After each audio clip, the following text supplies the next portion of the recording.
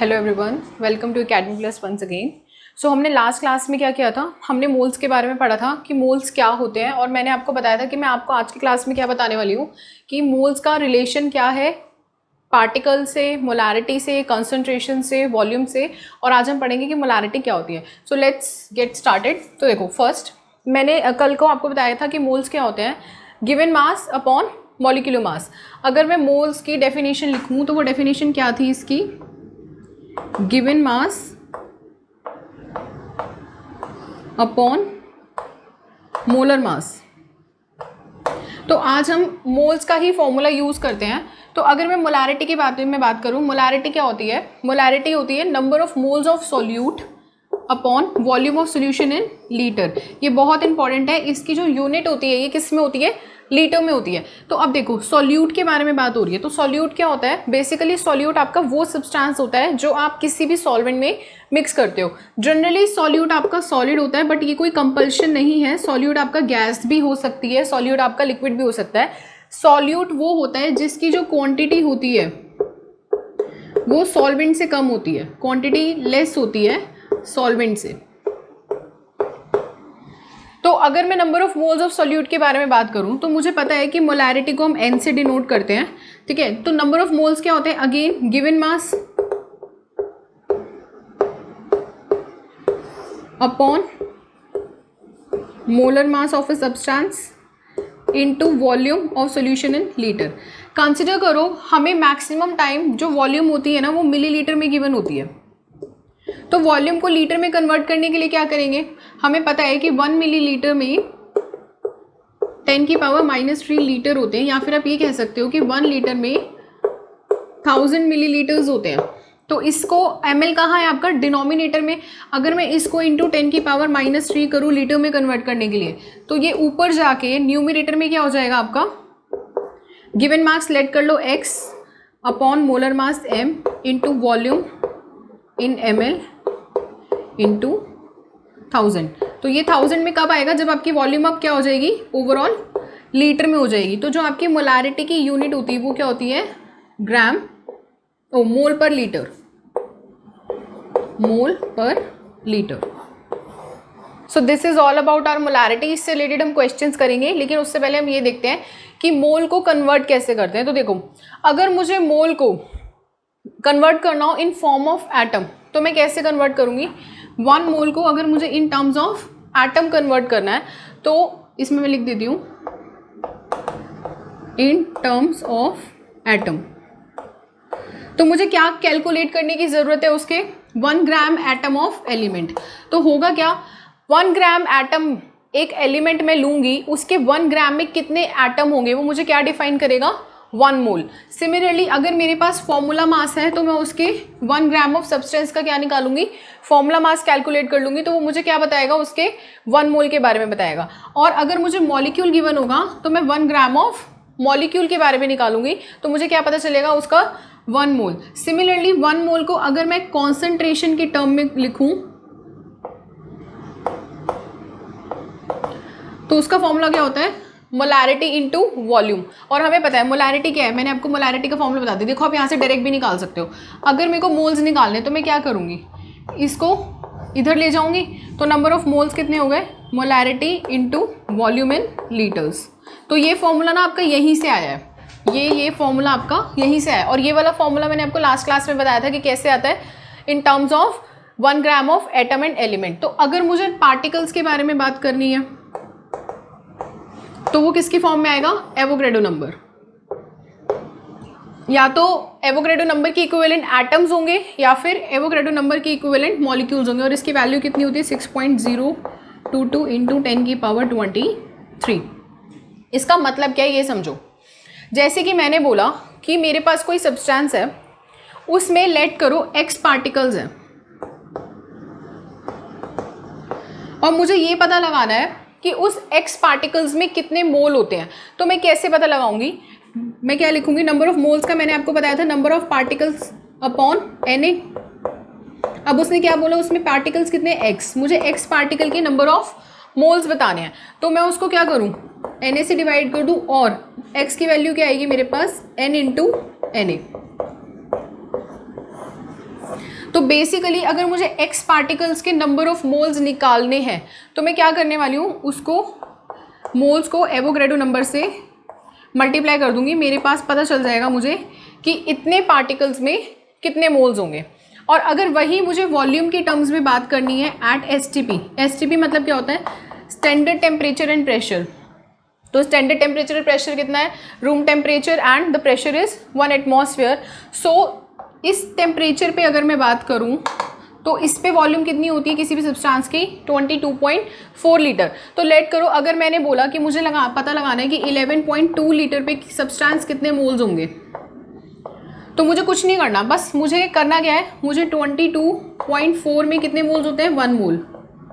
तो 11.2 में कितने होंगे, 1 into 11.2 divide by 22.4 that is 0.5 moles. तो इस तरीके से आपका क्या है, मोल्स के पार्टिकल्स और मासेस कैसे है, ये उसमें रिलेशन निकलता है in terms of atom and mass लिख लो। तो इसमें हमने क्या पढ़ा कि अगर मुझे मास की टर्म्स में मोल को कैलकुलेट करना है तो मुझे पता है कि 1 ग्राम फॉर्मूला मास में कितना होता है, 1 मोल होता है। तो 27 ग्राम फॉर्मूला मास में कितना होगा, 30 ग्राम फॉर्मूला मास में कितना होगा। Similarly molarity into volume is the concentration into volume, molarity concentration into volume. तो वैल्यू कितनी आएगी, वो 1 मोल की इक्विवेलेंट आएगी। अब अगर मुझे किसी और की निकालनी, जैसे लेट करो मैंने बोला कि मेरे पास क्या है, मेरे पास 2 लीटर ऑफ ए सब्सटेंस है, ठीक है, और उसकी मोलारिटी कितनी है, 2 मोलर है। तो उसके नंबर ऑफ मोल्स कितने होंगे, मोलारिटी कितनी, 2 मोलर, 2 लीटर के लिए मुझे नंबर ऑफ मोल्स निकालना है। तो बस मुझे कुछ नहीं करना, n is equals to m into V. तो आंसर क्या आएगा, 2 into 2 that is 4 moles. So this is all about our relationship between mole particle mass and their interconversion. Now our next questions, ये क्वेश्चन आपके NTSC point of view से important है और ये आया हुआ भी है आपके पेपर में। तो क्वेश्चन क्या है, calculate mass of sodium sulphate obtained when 100 ml of 0.2 molar NaOH is completely neutralized by NaOH, sorry sulphuric acid.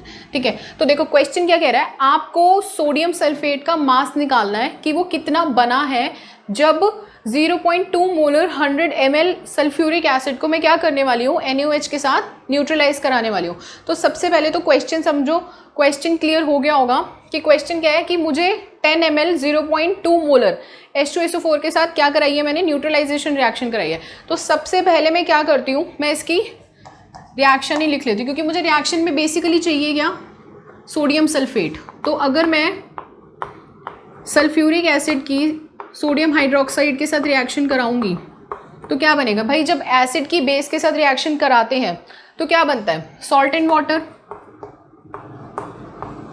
Salt and water. But आप नोटिस करोगे तो ये रिएक्शन ना बैलेंस्ड नहीं है। देखो कैसे, यहाँ पे 1 सोडियम है और यहाँ पे 2 है, तो अगर मैं इसको ट्वाइस कर दूँ तो यहाँ पे 2 सोडियम हो गए, यहाँ पे भी 2 हो गए। सल्फेट कितना है, एक ही है।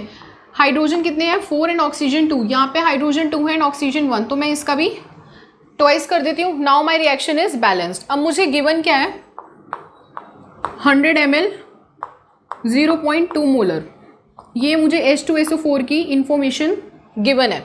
तो वॉल्यूम कितनी हो गई, 100 ml, और मोलारिटी कितनी हो गई, 0.2 मोलर।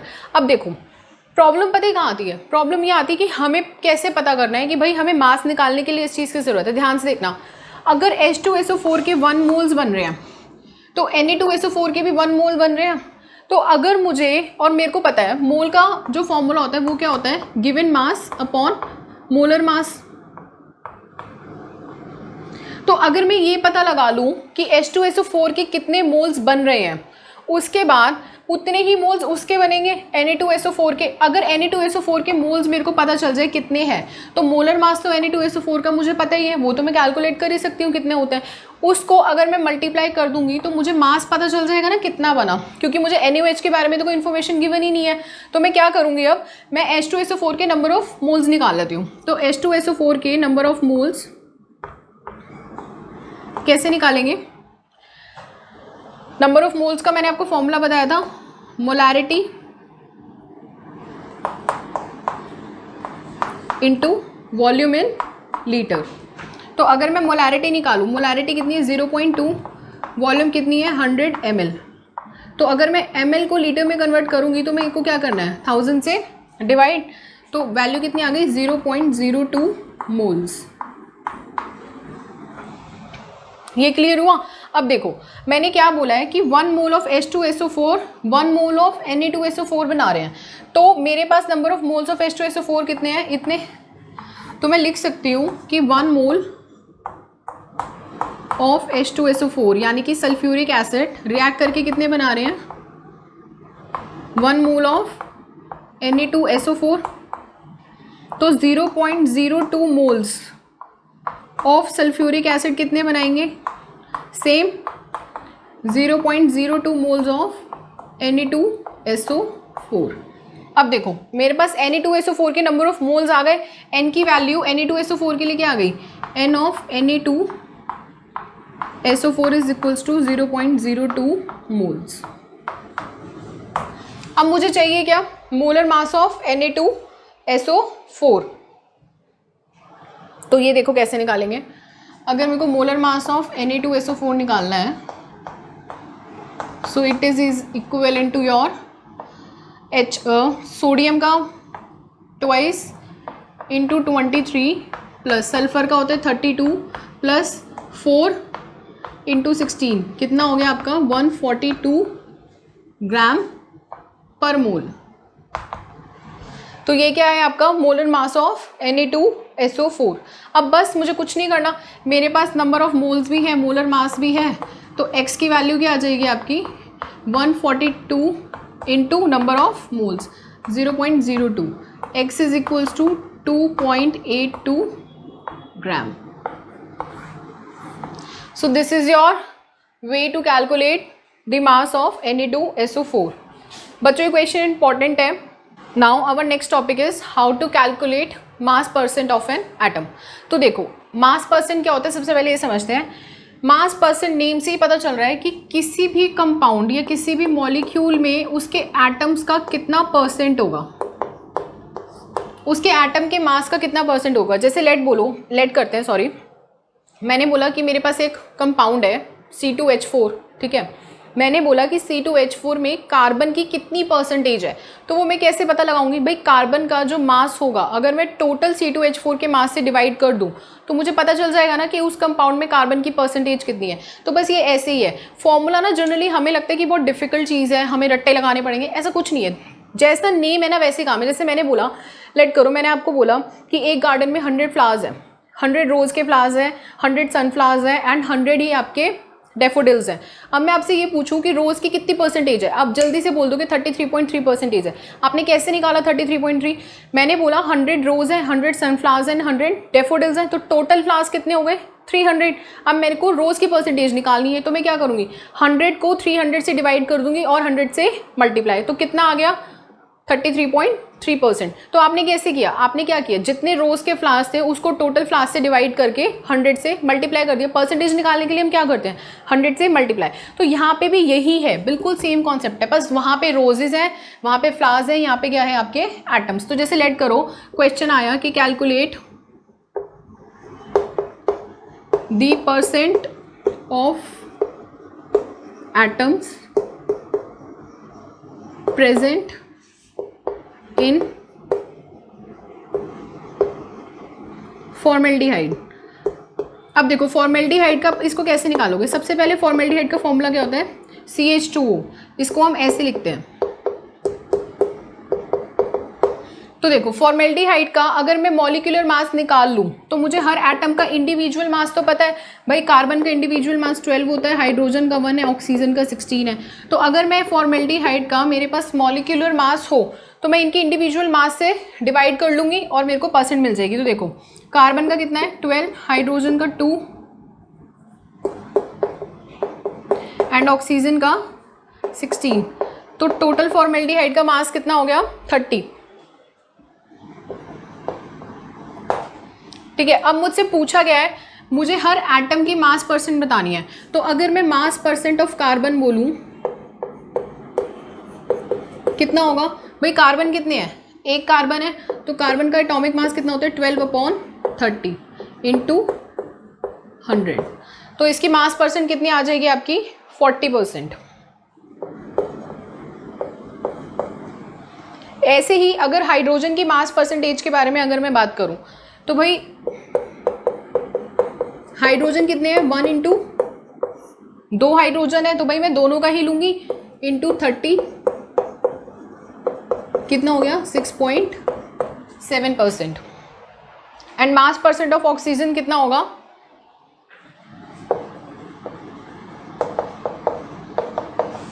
ऑक्सीजन कितने हैं 116/30 इंटू 100 दैट इज 53.3%।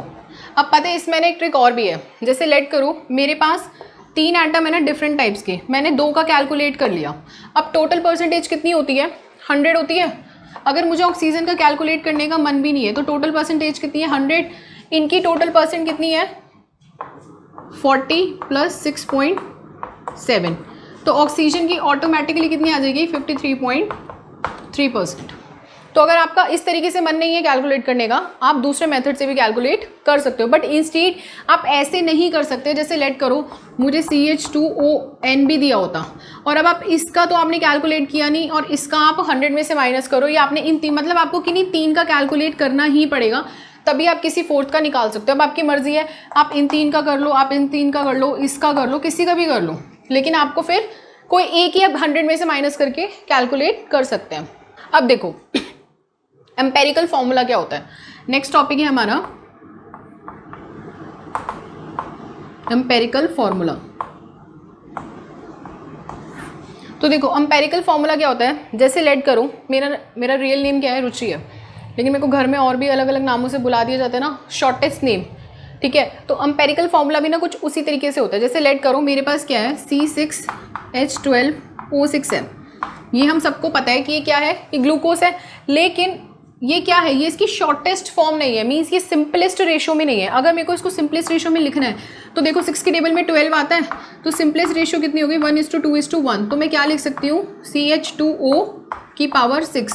तो ये जो है ना CH2O, ये क्या है इसकी सिंपलेस्ट रेशो, और इसी को मैं क्या बोलूँगी एम्पेरिकल फॉर्मूला। नाउ लेट करो आपके पास ये क्वेश्चन है कि एक सब्सटेंस है हमारे पास, क्वेश्चन क्या है, एक सब्सटेंस है, जब हमने उसकी कंपोजिशन को एनालाइज किया तो हमें पता चला कि उसमें 43.4 ग्राम ऑफ सोडियम है, 11.3 ग्राम ऑफ कार्बन है एंड 45.3 ग्राम ऑफ ऑक्सीजन है। तो उसने भी क्या बोला है, हमें बोला है उसने कि हमें एम्पेरिकल फॉर्मूला कैलकुलेट करना है। भाई ये क्वेश्चन ना आपका CBSE और NTSC दोनों में ही आएगा। कंपोजिशन चेंज हो सकती है, फॉर्मूले कंपाउंड नेम चेंज हो सकता है, बट क्वेश्चन ना है इम्पॉसिबल, 120% आएगा, लिखवा लो, आएगा ही आएगा, 110% आएगा। अब देखो एलिमेंट्स के बारे में अगर मैं बात करूं तो इसको डिड्यूस कैसे करते हैं, एलिमेंट्स कौन कौन से हैं मेरे पास, sodium, carbon and oxygen. Sodium का सिंबल वो मैं लिख ही चुकी हूँ, सोडियम, कार्बन एंड ऑक्सीजन, यही इसके सिंबल्स होते हैं। मुझे एक्चुअली इधर नेम लिखना था,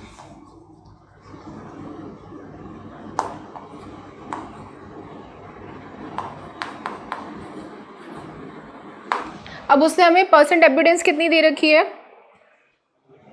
सोडियम की कितनी है 43.4, कार्बन की एविडेंस कितनी है 11.3% एंड ऑक्सीजन की कितनी है 45.3। ये सारी चीज़ें हमें पेपर में गिवन है, बल्कि इनके एटॉमिक मासेस एक पेपर में वो भी गिवन होगा, सोडियम का 23, कार्बन का 12 एंड ऑक्सीजन का 16। तो सोडियम का एटॉमिक मास कितना है 23, कार्बन का 12, ऑक्सीजन का 16। ये इन्फॉर्मेशन आपको पेपर में गिवन है, आपको क्या निकालना है, सिंपलेस्ट रेशो निकालनी है। आप वो कैसे निकालोगे ये देखते हैं। अब देखो मैंने आपको क्या बोला, आप नंबर ऑफ मोल्स कैसे निकालते हो, given mass upon molecular mass, ये मास परसेंटेज गिवन है आपको, तो आप इसका रिलेटिव नंबर ऑफ मोल्स कैसे निकालोगे। अगर मैं 43.4 को डिवाइड कर दूँ 23 से, तो मुझे पता चल जाएगा ना कि इसके कितने रिलेटिव नंबर ऑफ मोल्स हैं, वो कितने होंगे आपके 1.88। सिमिलरली मैं क्या करूँगी, अब इसको इससे डिवाइड करूँगी, यानी कि गिवन जो है आपको वो ऊपर आएगी परसेंटेज, और जो मॉलिक्यूलर मास है वो डिनोमिनेटर में, तो इसकी वैल्यू कितनी आएगी 0.94। एंड सिमिलरली मैं क्या करूँगी 45.3 को डिवाइड करूँगी 16 से, 45.3 डिवाइड बाय 16, तो इसकी वैल्यू कितनी आएगी, it is I think around 2.83।